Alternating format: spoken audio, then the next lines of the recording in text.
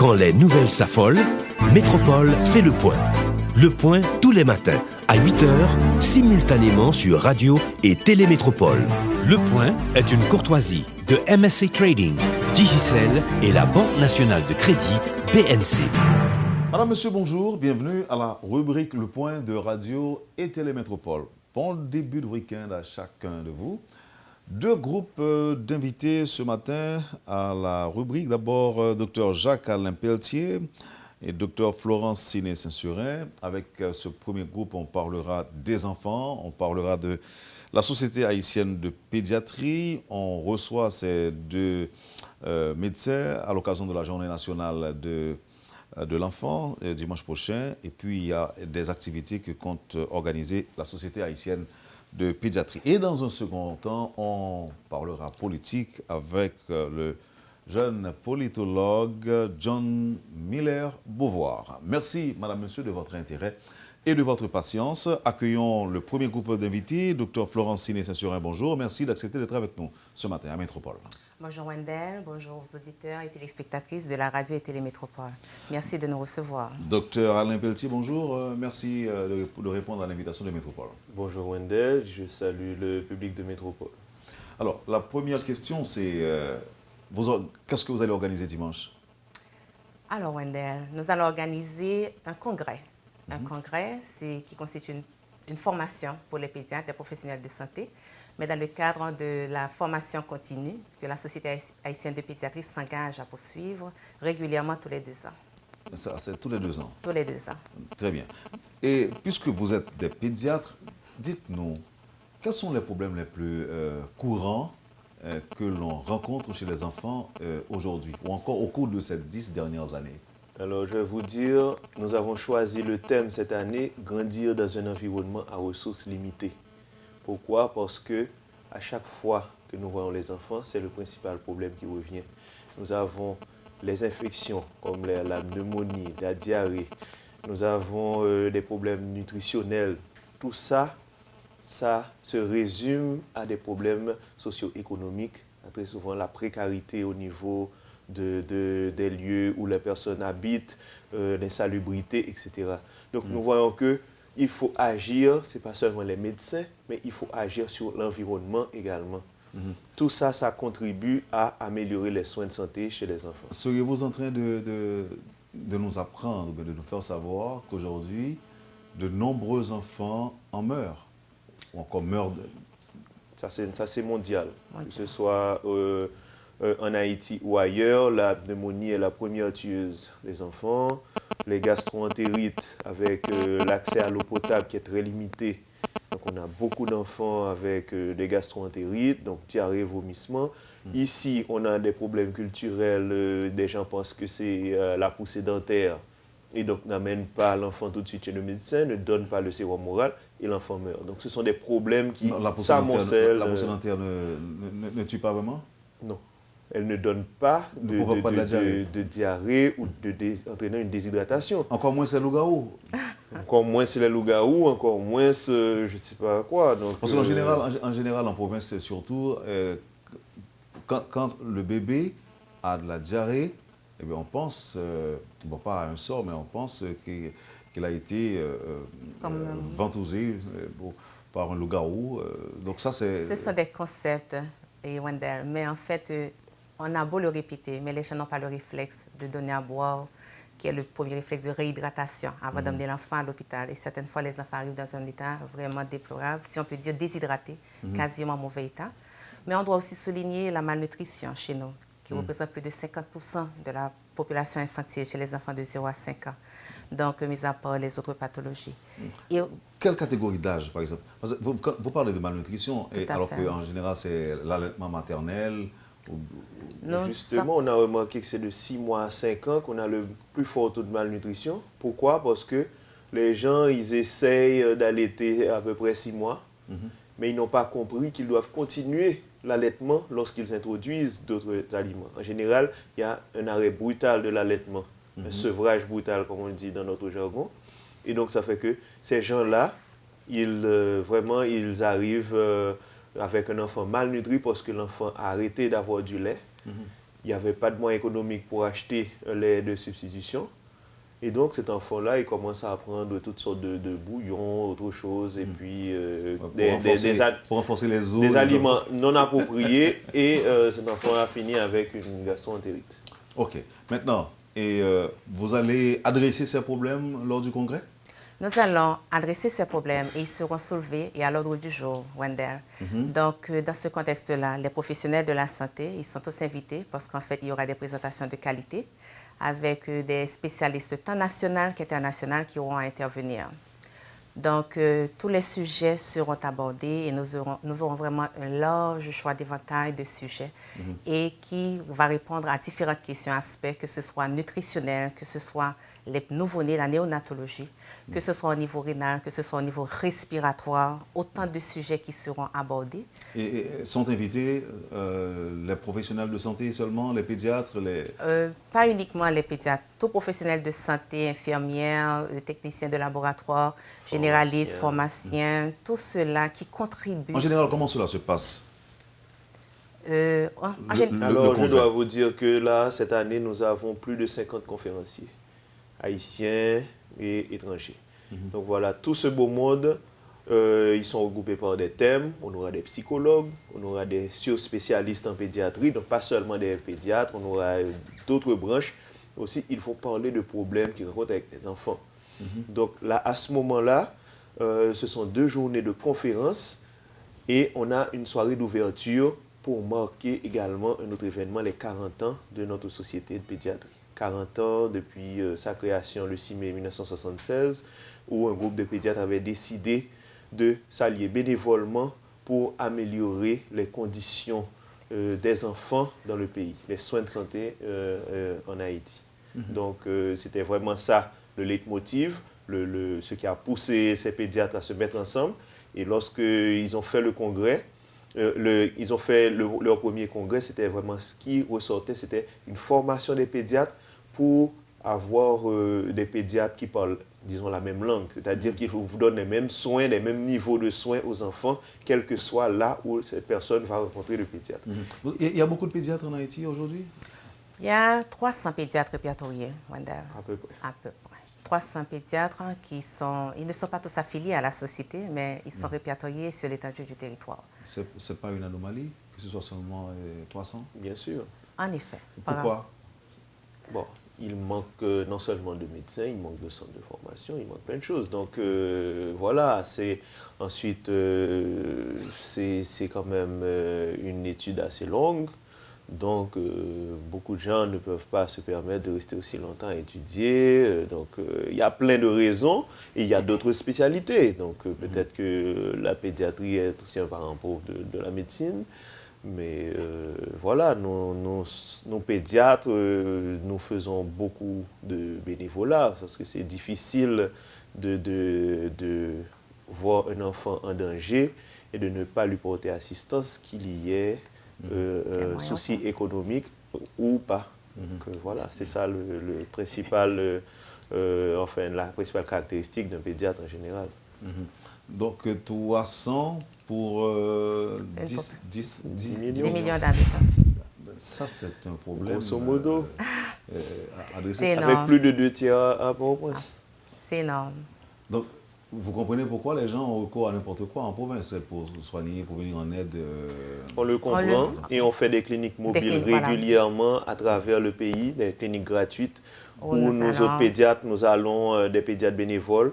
On va dans certaines localités pour essayer d'apporter des soins gratuits, voir des enfants. On a ainsi découvert pas mal de débuts d'épidémie parfois, d'un début d'épidémie de coqueluche que nous avons immédiatement signalé au ministère, qui a été faire le nécessaire. Épidémie de n'importe quoi. Dès qu'on trouve des cas, on se dit il y a de la malnutrition dans cette zone, on le signale, donc on essaye quand même d'apporter notre pierre. Est-ce que c'est de façon personnelle ou bien est-ce que c'est au nom de la société? Non, c'est la société qui organise avec l'appui de nos sponsors qui donnent quelques médicaments. Et donc, on peut distribuer ces médicaments gratuitement et les médecins aussi vont bénévolement au nom de la société, donc en groupe de 3, 4, 5 médecins. En fait, nous réalisons 3 à 4 cliniques mobiles par an. Donc, globalement... Non, jusqu'à 8 Jusqu'à 8. Mais est-ce que globalement, la société n'est pas malade? En fait, je ne parle pas de... La société en général. La société en général.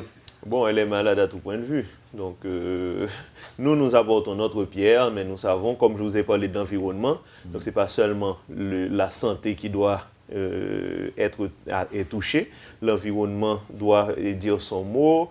Donc, il y a plein d'infrastructures qu'il faut, les psychologues aussi sont nécessaires. Donc, voilà, donc il faut tout un ensemble de professionnels de différents milieux qui peuvent arriver à améliorer les choses.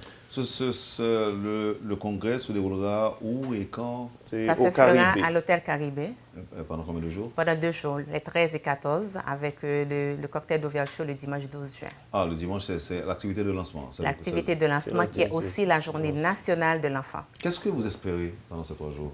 Ces 2 jours, pardon. Nous espérons avoir un maximum de professionnels de santé intéressés à poursuivre leur formation, parce que c'est l'occasion pour eux d'avoir une mise à jour sur ce qui est en cours et quasiment beaucoup d'aspects seront couverts, à savoir que ce soit au point de vue respiratoire, que ce soit au point de vue nutritionnel, que ce soit au point de vue rénal, parce qu'il y a un aspect qui est silencieux, mais les reins, ils parlent aussi, et que ce soit au point de vue neurologique, psychologique. Donc, en fait, les différents aspects seront couverts. Donc, nous les invitons vraiment à se rendre au Caribé les 13 et 14 juin et à ne pas rater parce qu'en fait, nous aurons plus d'une 50aine de sujets à être évoqués. Qui concernent les enfants. Les enfants. Donc, et nous avons le poster que vous voyez à l'écran, c'est le poster du congrès où on a, grâce à nos sponsors, on a pu avoir un tarif vraiment exceptionnel pour l'inscription. Les médecins à 2000 goudes, résidents, infirmières, pharmaciens, 1500 goudes, parce qu'on connaît les conditions. Ce tarif d'inscription ne couvre même pas la nourriture.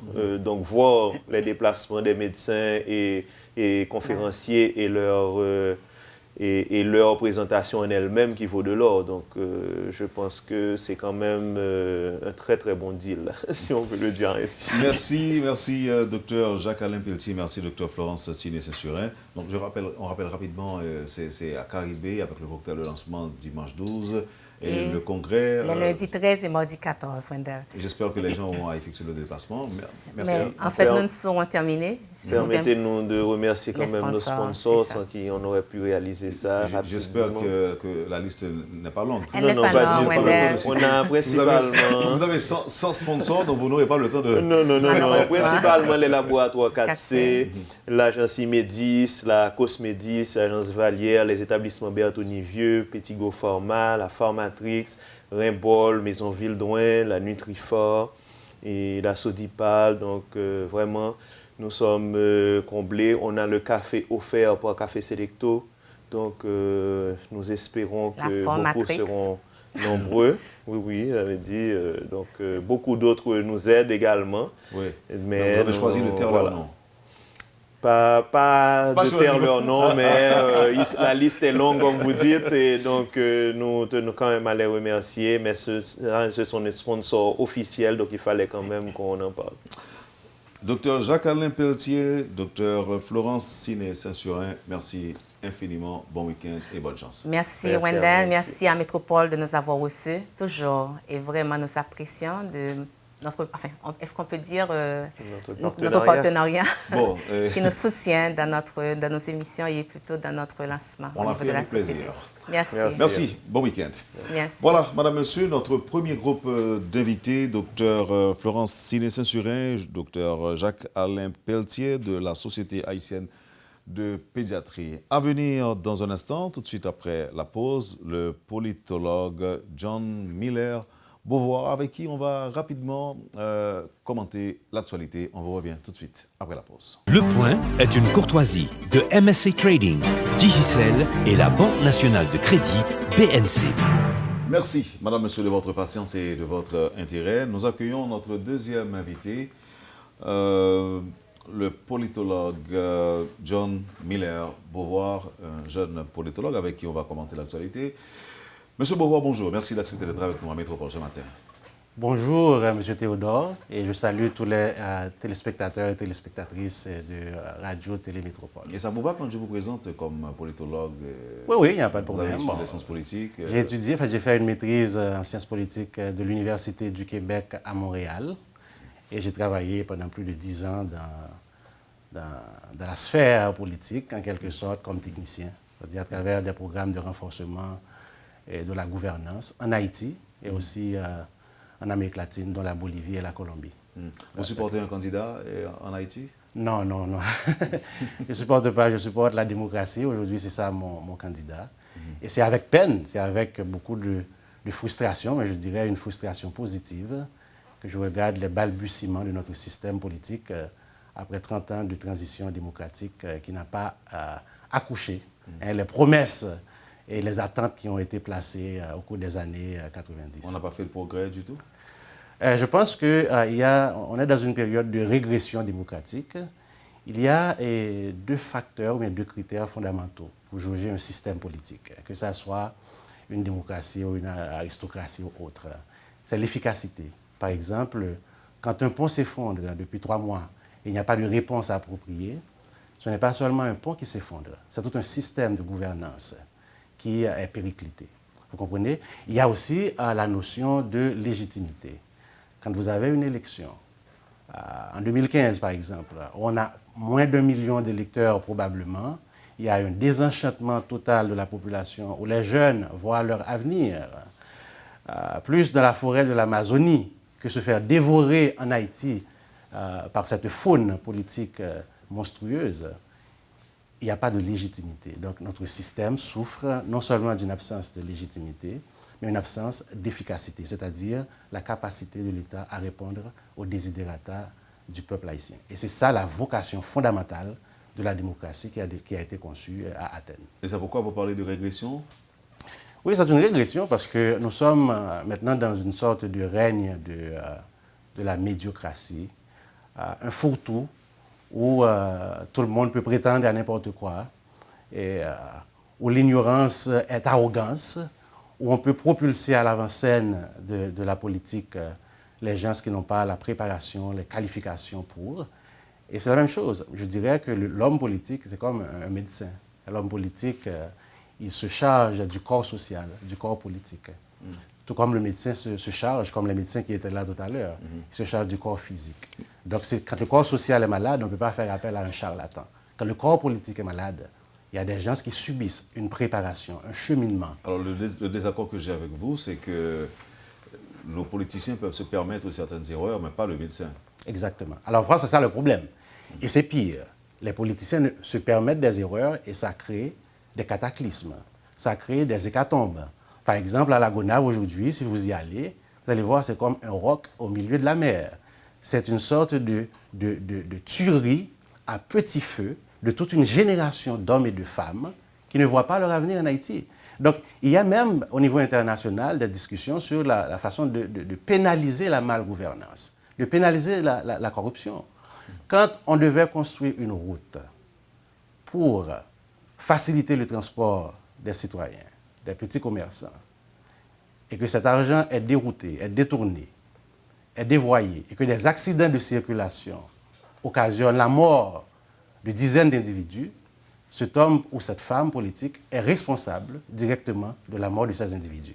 Donc l'absence de gouvernance est un mal fondamental, et aujourd'hui on est en train de payer les conséquences désastreuses de cette pratique de mauvaise gouvernance qui a caractérisé notre transition politique de ces 30 dernières années. Voyons maintenant l'actualité. Merci pour ce survol sur la situation sociopolitique globale. Maintenant, si l'on doit être plus spécifique, on va parler de ce qui nous attend le 14 juin prochain. Vous préconisez encore, vous avez réfléchi sur un modèle ou sur un mode de solution, par exemple, à adopter ou pour un moindre mal, par exemple. Ouais, ça, c'est ça le défi de tout politologue. C'est-à-dire, nous réfléchissons sur les systèmes, on utilise les événements, c'est-à-dire dans leur quotidienneté, pour théoriser, pour essayer de regarder des processus. Si on regarde les acteurs en présence, il n'y a pas, c'est-à-dire, ça fait pratiquement 30 ans On est à notre 19e conseil électoral provisoire pour plus d'une dizaine de cycles électoraux et on a une ritournelle des mêmes effets de cette mauvaise gouvernance. Et aussi les mêmes acteurs, c'est-à-dire le président Privert, par exemple, est un homme du sérail, c'est un homme du système. C'est un concepteur de ce système avec plus de 40 ans d'expérience de l'administration publique. Donc, avec du recul, peut-être que le 14 juin, on n'aura plus Privert ou on aura Privert, mais ça ne va pas changer grand-chose dans la dynamique politique et que le politologue américain Robert Dahl qualifie de polyarchie. La polyarchie, c'est quoi? C'est un système de petits arrangements entre élites qui sont dans une sorte de confrontation, mais ils s'organisent quand même pour pérenniser le statu quo. Donc on est dans un jeu de dupes. Que ce soit à travers des compromissions et des compromis, ils s'arrangent, ils s'entendent. Pas seulement justement des compromis, des compromissions, mais il faut voir après. Celui qui était ministre va être dans un cabinet quelconque. Celui qui était député ou sénateur, il va se retrouver dans un consulat. Donc, en d'autres termes, c'est un jeu de dupes, pour ne pas dire un jeu de coquins, qui en rien n'apporte des solutions concrètes aux problèmes fondamentaux du peuple haïtien. C'est-à-dire, on est pris dans ce piège aussi, nous autres, qui commentent l'actualité, de passer notre temps à regarder les événements dans leur quotidienneté, et pourtant les problèmes structurels demeurent intacts. Et les mêmes acteurs produiront les mêmes effets. Maintenant, que faire? Bon, moi, Parce que vous avez réfléchi quand même à une proposition. Je pense qu'aujourd'hui, on doit cesser de penser la gouvernance haïtienne en termes de petits combats d'individus. Il faut pratiquer la gestion axée sur les résultats.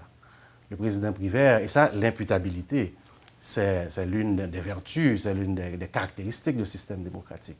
Le respect des accords, le respect des engagements. À chaque responsabilité ou à chaque privilège viennent des responsabilités. Et quand on faillit à sa responsabilité, il y a des conséquences. Donc, il ne s'agit pas de garder Privert ou de le laisser partir. Si on le laisse partir, qui va le remplacer? C'est quoi la solution alternative? Si on pense comme à partir d'un problème et la solution qu'il faut y apporter, on va poser le problème de manière différente. C'est-à-dire, qu'est-ce qui doit être fait pour apporter une alternative et non changer. Après ça, on va voir qu'est-ce qui va se faire. Donc, sinon, on va rester de cette même ritournelle et nous aurons encore fait l'histoire, mais cette fois-ci, comme le pays avec le processus électoral qui aura le plus duré. Donc, ça, ce n'est pas une solution. OK. Donc, une transition plus longue serait l'occasion à saisir, ou encore consacrer une période beaucoup plus longue à cette transition, à votre avis, pourrait faire l'affaire? Non, je ne crois pas. Mais si on juge sur les résultats, c'est que qu'est-ce que la transition a accouché en termes de progression démocratique, en termes de système mis en place pour tisser un peu notre harmonie comme société. Je vois les disparités qui demeurent, c'est-à-dire c'est une sorte de chaise musicale. Ceux qui étaient au pouvoir hier sont maintenant dans l'opposition et ils sont en train de manifester. Et si vous faites une analyse du discours politique, vous allez voir que le discours n'a pas changé. OK? Ce qui n'a pas changé non plus, c'est les réponses concrètes à ces milliers de jeunes qui sortent de notre université dont on ne sait plus quoi faire. Et pourtant, l'OMRH nous fait comprendre que seulement 1% de jeunes de 25 ans et moins sont maintenant au sein de l'administration publique. Qui parle d'une politique d'intégration de la jeunesse au sein de la fonction publique. Qui parle de crédit à l'entrepreneuriat pour ces jeunes talentueux qui voient leur avenir en Haïti, qui ont des idées novatrices, qui veulent participer au rêve de construction nationale, mais pour qui il n'y a aucune solution. Donc il y a un débat de sourds. Quelque part, les élites, dans leur bulle, ils parlent de pouvoir, mais la majorité de la population n'en a que faire. Dites-nous, je ne sais pas si vous suivez l'actualité, si vous écoutez les nouvelles. Oui. Ça vous arrive parfois? Oui, ça tout le temps. Hein. Tout le temps. Ça fait un peu partie de mon travail. Hein. C'est ça. Vous avez entendu la proposition formulée par la paix? Oui, il y a un opérateur politique qui m'en a parlé hier soir et en venant ici, je l'ai écouté. Il était à votre émission. On préconise un second tour avec 3 candidats. Peut-être 4, peut-être 5 aussi. Est-ce que c'est une décision arbitraire ou en fonction de quelles règles du jeu. Parce qu'il n'y a pas de démocratie sans les règles du jeu. C'est-à-dire, en vertu de quel principe on va choisir 2, 3, 4 ou 5. C'est une question qu'il faut poser. Sinon, on sombre dans l'amateurisme, dans des solutions ad hoc qui ne résolvent pas le problème. Et ça, c'est aussi ce que j'appelle le marronnage politique. Le marronnage politique, c'est de ne pas respecter sa parole ou de ne pas jouer les règles du jeu démocratique, de ne pas les observer. Et on priorise des solutions ad hoc, notamment des accords, c'est-à-dire on va d'hôtel en hôtel, on signe des choses après pour ne pas les respecter quand ça ne fait pas notre affaire. Je pense qu'à un certain moment, et il y a des auteurs qui théorisent là-dessus, une transition démocratique qui réussit, c'est quand au moins il y a un consensus minimal entre les élites, entre les acteurs politiques, sur la nécessité d'observer les règles du jeu. Donc maintenant, les solutions qu'il a proposées, ça va arranger certains acteurs, mais sur quelle légitimité, sur quelle base, ceux et celles-là qui vont se sentir marginalisés ou exclus, ne sont pas bénéficiaires de cet arrangement-là, vont l'accepter les résultats. On va sombrer dans la ritournelle de cette Non, oui, bien sûr, à ce niveau-là, il faudra des arrangements à tout. En Haïti, on pourra aussi se poser la question sur notamment pourquoi reprendre la présidentielle à zéro. Justement, et c'est le problème, je dirais, structurel qu'on a posé tout à l'heure. C'est comme il y a une confrontation, mais je dirais pas au prince, c'est une sorte de champ de guerre entre Machiavel et Montesquieu. C'est-à-dire la force du droit qui s'oppose au droit de la force. Quel choix on n'a pas... C'est le choix que vous et moi, je pense, comme citoyens conscients, auraient dû faire. C'est la force du droit, c'est-à-dire Montesquieu. On devait choisir Montesquieu. Mais le jeu institutionnel, ici, je pense qu'il y a une génération d'hommes et de femmes politiques qui refusent d'entrer dans la modernité politique. C'est-à-dire qui refusent d'entrer dans le 21e siècle.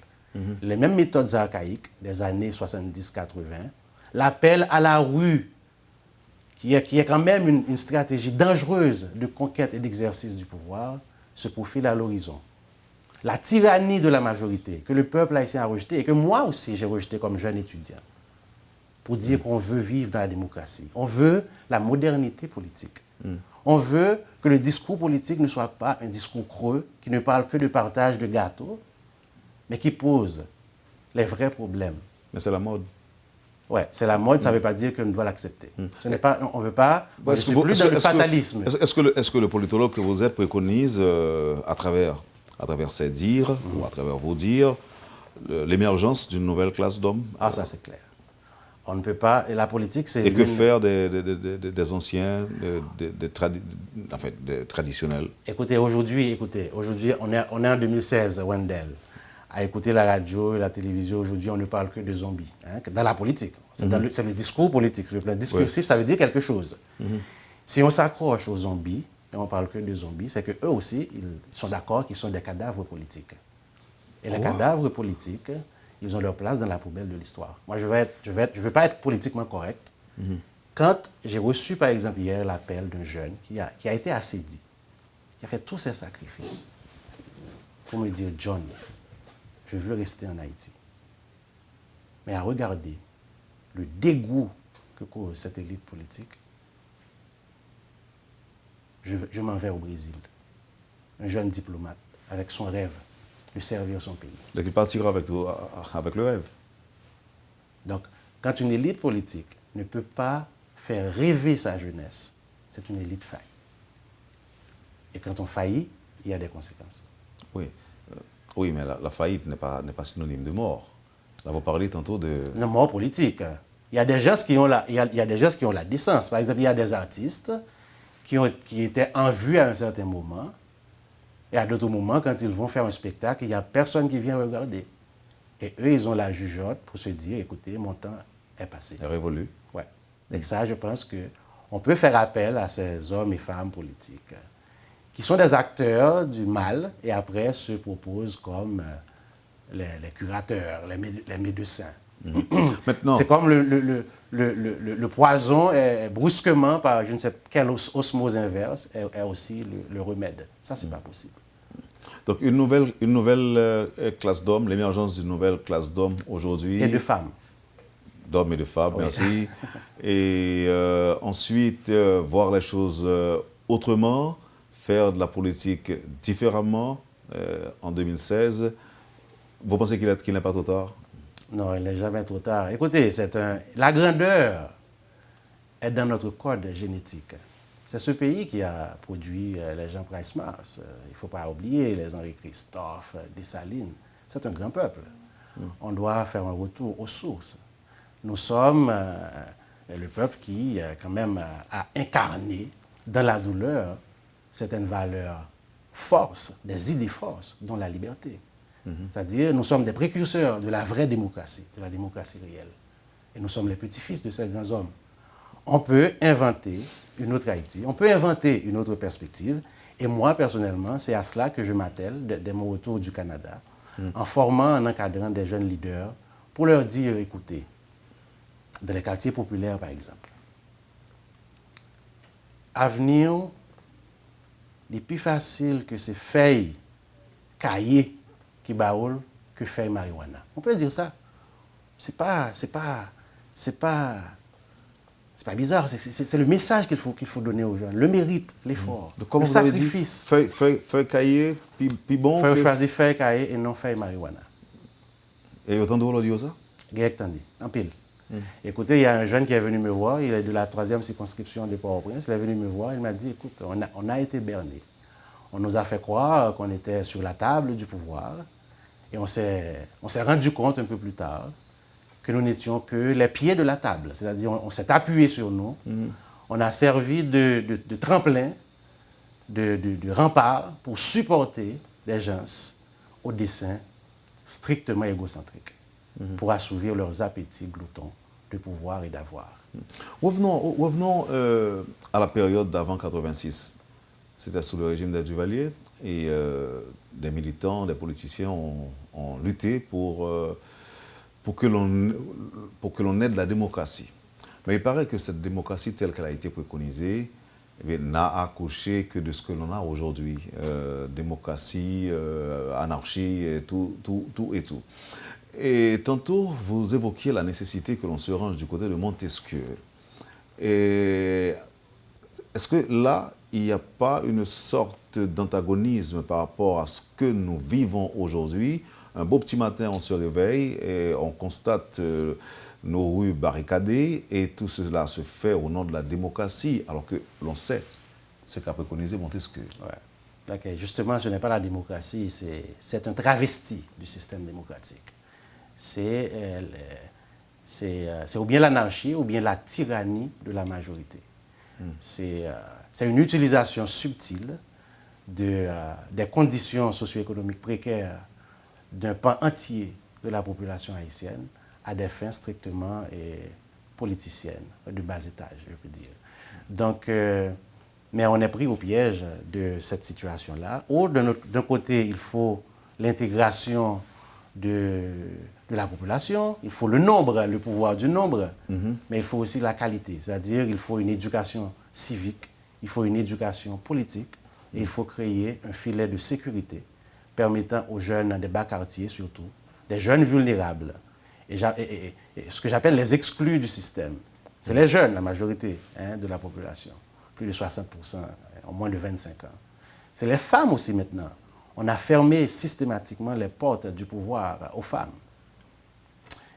Parce que des politiciens machistes pensent qu'ils peuvent mieux servir comme porteuses de café au Parlement que d'être parlementaires. C'est la réalité politique d'aujourd'hui.